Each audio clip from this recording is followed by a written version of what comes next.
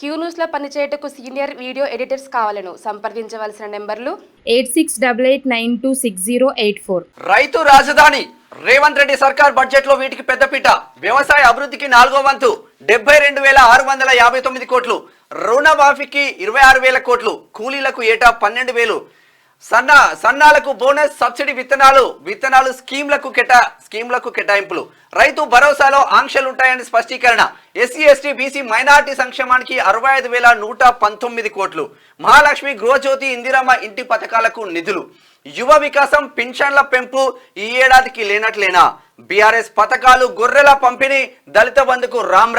కేంద్ర గ్రాంట్లు పన్నేతర రాబడి కింద ఎప్పట్లాగానే కేటాయింపులు. లోటు భర్తీకి మద్యం రిజిస్ట్రేషన్ పన్నుల్లో పెంచిన అంచనాలు. రేవంత్ సర్కార్ తొలి బడ్జెట్ ను ప్రవేశపెట్టిన ఆర్థిక మంత్రి బట్టి 6 గ్యారంటీలో కొన్నింటికి బడ్జెట్ కేటాయింపులు లేవు. మొత్తం మీద బీసీలకు మాత్రం తీరని అన్యాయం జరిగింది. ఇక్కడ ఎంత జాగ్రత్త చేసిందో చూడండి ఒకసారి. హెల్త్ అండ్ ఎడ్యుకేషన్ సర్వనాశనం. ఏం చేసిందంటే ఎస్సీ ఎస్టీ బీసీ మైనార్టీ సంక్షేమానికి 65,119 కోట్లని ఇచ్చిండ్రు. ఎస్సీలకి ఎంత, ఎస్టీలకి ఎంత, బీసీలకి ఎంత, మైనార్టీకి ఎంత అని చెప్పేసి క్లియర్ గా ఇస్తే లెక్క తేలిపోతుంది. విషయం ఏంటంటే ఇక్కడ ఎస్సీ ఎస్టీలకు కలిపి 50,000 కోట్లు, సంతోషం. తర్వాత ఇక్కడ మైనార్టీలకు సంబంధించి 3,000 పైచిలకు కోట్లు. తర్వాత ఇక్కడ ఏది బీసీలకు సంబంధించి మాత్రం కేవలం 9,000 కోట్ల రూపాయలు మాత్రమే కేటాయించింది రాష్ట్ర ప్రభుత్వం. నిజంగా ఇది 100% బీసీల పైన చెప్తున్నటువంటి వివక్షగానే చెప్పుకోవచ్చు. ఎందుకంటే బీసీలకు సిగ్గుశరం ఏమైనా ఉంటే, బీసీలకు ఏమైనా చీమునెత్తులు ఏమైనా ఉంటే, నిజంగా ఒకవేళ బీసీలు ఒకవేళ మాకేమన్నా అన్యాయం జరుగుతుందిరా అని చెప్పేసి మీరు ఏమైనా బాధపడితే, సిగ్గుశరం తెచ్చుకుంటే ఇగో ఇటువంటి కేటాయింపులు జరిగాయి. ఎందుకంటే మనం తిట్టుకోవాలి, మీరు తిట్టుకోవాలి. ఇంకా లేకపోతే నేను కేసు పెట్టుకోపోరు. ఏం కేసు పెడతారు? కార్పొరేషన్ బీసీలకు ఓట్లు వేసుకోనంత కాలం, బీసీల గురించి ఆలోచించనంత కాలం, బీసీలు తర్వాత అంటే కనీసం అంటే ఇప్పుడు ఒక వివక్ష జరుగుతూ ఉంది ఇక్కడ. అంటే మొత్తం కూడా వివక్ష జరుగుతూ ఉంది ఇక్కడ, జరుపుతున్నాయి కూడా. ఇప్పుడు రాష్ట్రోడు కూడా ఇవన్నీ ఒక్క దగ్గర కలిపేసి గుండు గుత్తగా నీకు 65,000 కోట్లు చేసినామని చెప్పినట్టు. 65,000 కోట్లు అంటే నాకు కూడా మస్తుకు వచ్చి నేను అనుకోవాలన్నట్టు. కాబట్టి నిజంగా బీసీలకు సంబంధించి అక్కడ ఉన్నటువంటి మంత్రులు కానీ, ఎవరైతే ఇప్పుడు మా మంత్రులుగా కొనసాగుతున్నారో మంత్రులు కానీ, అక్కడ శాసనసభలో శాసన మండలిలో ఉన్నటువంటి ఎమ్మెల్సీలు కానీ వీళ్ళందరూ 100% మాట్లాడాల్సిన అవసరం ఉన్నది. మిమ్మల్ని అక్కడ ఇసుకవే కూర్చోబెట్టింది, మరి సప్పుడక తినుర్రా కూర్చోర్రి, మీరే మంచిగా పైసలు సంపాదించుకోరి, లేకపోతే ఇంకేమైనా వేసుకోరని కాదు. మిమ్మల్ని ఇసుకవే కూర్చోబెట్టింది 100% బీసీలకు న్యాయం చేయమని చెప్పేసి కూర్చోబెట్టినరు. కాబట్టి 100% మాట్లాడాల్సినటువంటి బాధ్యత అవసరం మీ పైన ఉన్నది. ఎందులో ఆశలు పెట్టుకున్నారు చాలా మంది, అవకాశాలు రాలేదు. అవకాశాలు వచ్చిన వాళ్ళేమో మరి సప్పుడేకు కూర్చుంటే మరి ఓడి మాట్లాడాలి. 100% బీసీలకు అన్యాయమే జరిగింది ఈ బడ్జెట్. తీరని అన్యాయం జరిగింది బడ్జెట్లో.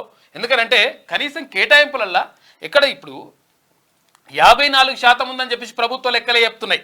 54% మంది బీసీలు ఉన్నప్పుడు మరి 54% వాటా రావాలి. 54% కాదు, 50% రావాలి కదా, 40% అన్న వాటా రావాలి కదా. మరి ఎందుకు వాటా వస్తలేదు? నిజంగా మరి బీసీలు ఏమన్నా లెక్క నిజంగా ఒకవేళ బిల్లులు ఏమైనా కడతలేరా అంటే ఇక్కడ బిల్లులు చెల్లించేది ఈ మధ్యతరగతి ప్రజలే, వాళ్ళందరూ కూడా బీసీలే ఉంటారు లెక్క.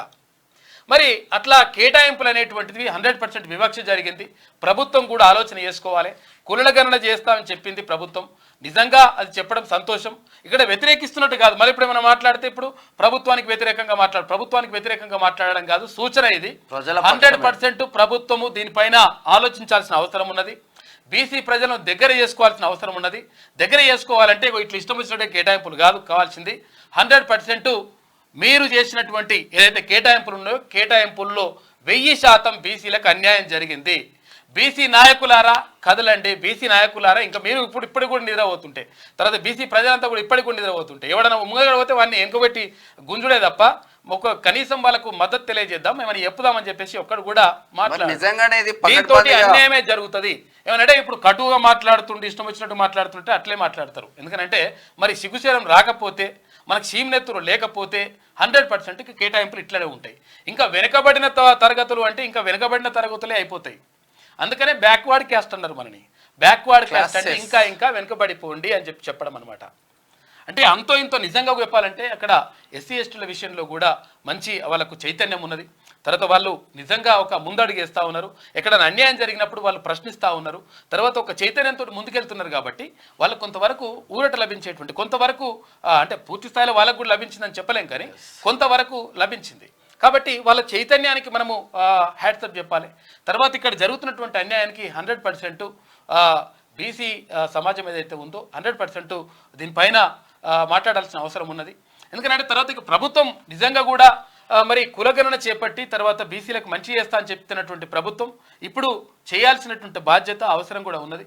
ఎందుకంటే ఇప్పుడు రేపు ఏది స్థానిక సంస్థల ఎన్నికలు వస్తున్నాయి. ఇక స్థానిక సంస్థల ఎన్నికలలో ఏమైతే మేము గెలవకపోతే ఏమైతే ఓడిపోతే ఏమైతే అని కూడా మీరు అనుకో అధికారంలో ఉన్నాం కదా గెలుస్తామని అనుకోవచ్చు, గెలుస్తామని కాదు, ఒకవేళ ఓడిపోతుంది కూడా ఏమైతే అని అనుకోవచ్చు. కాకపోతే ఏంటంటే పునాదిరాలన్నీ ఉన్నాయి కూడా ఎక్కడైతే స్థానిక సంస్థలోనే ఉన్నాయి, గ్రామాలలోనే ఉన్నాయి, ఇక్కడ కార్పొరేషన్లలోనే ఉన్నాయి, ఇక్కడ కౌన్సిల్లో ఉన్నాయి. కాబట్టి 100% బీసీలకు సంబంధించి తగినటువంటి ప్రాధాన్యం ఇవ్వాల్సినటువంటి బాధ్యత ప్రభుత్వం పైన 1000% ఉంది. ఇది సూచనగా తీసుకోండి. ఎందుకంటే క్లియర్గా, ఎందుకంటే ఒకవేళ ఎక్కువ అత్యధిక జనాభా ఉన్నటువంటి ప్రజలని విస్మరిస్తే ఇది కరెక్ట్ కాదు. చాలా మంది ప్రజలు కూడా బీసీలల్లా ఇప్పుడు రకరకాలుగా మొత్తం ఎందుకు వస్తలేదో అర్థం కావట్లేదు. రకరకాలుగా క్యాస్ట్ ఉన్నాయి, రకరకాలుగా వెనుకబడినటువంటి పరిస్థితులు ఉన్నాయి. కాబట్టి దానికి సంబంధించి తగిన కేటాయింపులు చేయాల్సినటువంటి బాధ్యత అవసరం ప్రభుత్వం పైన 1000% ఉంది. అది ఏ ప్రభుత్వం అన్నా కానీ. కాబట్టి కాంగ్రెస్ అయితే నిజంగా సుదర్శన్ అన్న, కాంగ్రెస్ అయితే ఇప్పుడు ఎమ్మెల్యే ఎలక్షన్ల అప్పుడు అట్లనే చేసింది బీసీలకు అన్యాయం. యాకుత్పుర, చంద్రాయణగుట్ట, నాంపల్లి, ఇటువంటి టికెట్లు ఇచ్చేసి గెలుస్తారు ఎవరన్నా. ఇక్కడ యాకుత్పురలో కానీ, ఇప్పుడు చాంద్రాయణగుట్టలో కానీ, మలక్పేటలో కానీ, లేకపోతే ఇక్కడ ఇవేంటి గోషమాల అంటే గోషమాల కూడా అదే ఇటువంటి చోట్ల బీసీలకు టికెట్లు ఇస్తే మేము టికెట్లు ఇచ్చినాం, ఇంత పర్సెంట్ ఇచ్చినాం చెప్పుకోవడానికి బడ్జెట్ లో కూడా బీసీలకు అన్యాయం చేస్తారు. కాంగ్రెస్ పార్టీ బీసీల పక్షపాతం 1000% పార్టీ అంటే పార్టీలో ఉన్నటువంటి అధినాయకత్వం కూడా ఆలోచించాల్సిన అవసరం ఉన్నది. నిజంగా అసలు యాక్చువల్గా రాహుల్ గాంధీ గారు మంచి ప్రకటన చేసిండ్రు, కులగణన చేపడతాం, దానికి సబ్గట్టుగా మేము కేటాయింపులు జరుపుతామని చెప్పిండ్రు. అటువంటి ఆ పద్ధతిని కొనసాగించాల్సినటువంటి బాధ్యత రాష్ట్ర ప్రభుత్వం పైన కూడా ఉన్నది. ముఖ్యమంత్రి గారు కూడా సానుకూలంగానే ఉన్నారు. ఎందుకంటే ఆయన కూడా చెప్పిండు, మేము 100% బీసీలకు సంబంధించి మేము అంటే అన్ని విధాలుగా తోడ్పాటును అందిస్తామని చెప్పిండు. కాకపోతే అంటే బడ్జెట్లో మాత్రం అది కనిపిస్తలేదు. కాబట్టి ఒకసారి పునరాలోచించుకుంటే మంచిగుంటుందని చెప్పేసి అక్కడ ఉన్నటువంటి సమాజంలో ఉన్నటువంటి చాలా మంది కూడా ఆవేదన వ్యక్తం చేస్తా ఉన్నారు. చూస్తా దీని గురించి ప్రభుత్వంలో ఉన్న బీసీ మంత్రులు మాట్లాడారు, ప్రభుత్వంలో ఉన్న బీసీ ఎమ్మెల్యేలు మాట్లాడారు. ఇటువంటి విషయాలలో ప్రభుత్వం అని కాదు, ప్రతిపక్ష ఏ పార్టీలు ఉన్నా కానీ 100% మీ వర్గాల కోసం మీరు మాట్లాడకపోతే అన్యాయమే జరుగుతుంది. ఒక ఫిలాసఫర్ చెప్తాడు, అంటే ఏ ప్రభుత్వం కూడా ప్రజల మీద ప్రేమతోటి పనిచేయది, ఏ ప్రభుత్వం కూడా ప్రజల మీద ప్రేమతో కావాలని పనిచేయదు. ఎందుకంటే ప్రజాస్వామ్యయుతంలోనటువంటి ప్రభుత్వంలో మళ్ళీ అధికారంలోకి రావాలంటే ప్రజల నుంచి తీవ్రమైనటువంటి ఒత్తిడి వస్తే, తీవ్రమైనటువంటి అటువంటి పరిస్థితులు క్రియేట్ చేస్తే అప్పుడు మాత్రమే కేటాయింపులు జరుగుతాయి, తర్వాత వాళ్ళ సంక్షేమానికి పాటుపడుతుంది అని చెప్పేసి చెప్పిండు ఫిలాసఫర్. కాబట్టి మరి చైతన్యం లేకపోతే సప్పుడేక చచ్చిపోయి కూర్చుంటే ఇక ఎట్టి పరిస్థితుల్లో 100% అన్యాయమే జరుగుతుంది. కాబట్టి ప్రభుత్వం కూడా ఆలోచించాలి. అంటే ఎక్కడైతే వెనుకబడినటువంటి వర్గాలకు, తర్వాత ఎక్కడైతే అత్యధిక జనాభా ఉన్నటువంటి వర్గాలకు అన్యాయం జరుగుతూ ఉంటే ప్రభుత్వం కూడా చూసుకుంటూ ఉంటే మాత్రం మంచిది కాదు. దయచేసి దీనిపైన ఆలోచించాల్సిన అవసరం ఉన్నది. ప్రభుత్వం దీనిపైన పునరాలోచించాల్సిన అవసరం 100%. మరి టూ మచ్ ఉంది. ఇప్పుడు విద్యా వైద్యానికి మొండి చేయి, కేంద్ర ప్రభుత్వం అదే చేసింది, రాష్ట్ర సర్కారు అదే చేసింది. ఇంకా ఏం బడులు బాగా చేస్తారు, కూలిపోయిన బడులు ఇంకేం బాగా చేస్తారు? మీరు విద్యా వైద్యానికి ఏడ ఖర్చు పెడుతున్నారు? యాక్చువల్గా అవి హామీలు ఇచ్చిండ్రు, ఆ హామీలు అసలు యాక్చువల్గా అమలుగానే ఏడ అమలు అయితే ఇంకా అంత పరిస్థితి బాగాలేదు. ఆ బాగాలేనప్పుడు ఇష్టం వచ్చినటువంటి హామీలు ఇవ్వాల్సింది కాదు. తర్వాత హామీలు ఇచ్చిండ్రు, ఓకే సరే, కానీ ఇప్పుడు అవన్నీ వాటి అన్నింటిని కూడా తీర్చేటువంటి ప్రయత్నం చేస్తూ ఉంది. అంటే మీరు హామీలు ఇచ్చిండ్రు కాబట్టి చేయాలి, తప్పేం లేదు, దాన్ని ఎవరు కూడా తప్పు పట్టరు. కాకపోతే ఏంటంటే నిజంగా అవసరమైన వాటికి కాకుండా తర్వాత ఇష్టం వచ్చినట్టుగా వేరే వాటికి కేటాయించడం ద్వారా 100% సమాజంలో ఉన్నటువంటి చాలా వర్గాలకు అన్యాయం జరుగుతుంది. కాబట్టి ప్రభుత్వం దీనిపైన ఆలోచించాల్సిన అవసరం 100% ఉన్నది.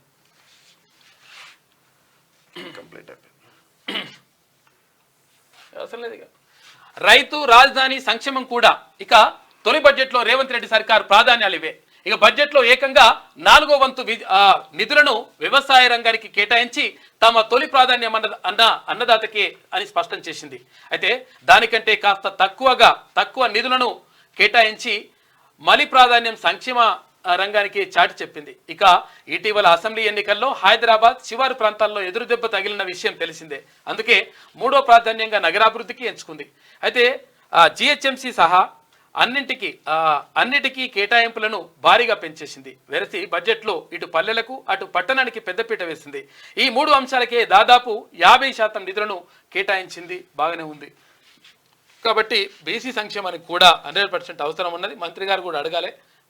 దీనిపైన మంత్రి గారు కూడా నిలదీయాల్సిన అవసరం ఉంది. అక్కడ ఎమ్మెల్యేలు అందరూ కూడా పోయి అడగండి. ఇక కిస్తీలు వడ్డీలకే 48,330 కోట్లు. మొత్తం బడ్జెట్లో ఇది 17%. నెలవారీ భారం 4,027 కోట్లు.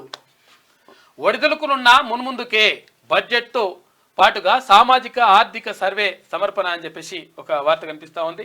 క్యూ న్యూస్ లో పనిచేయటకు సీనియర్ వీడియో ఎడిటర్స్ కావాలను సంప్రదించవలసిన నెంబర్లు 8688926084.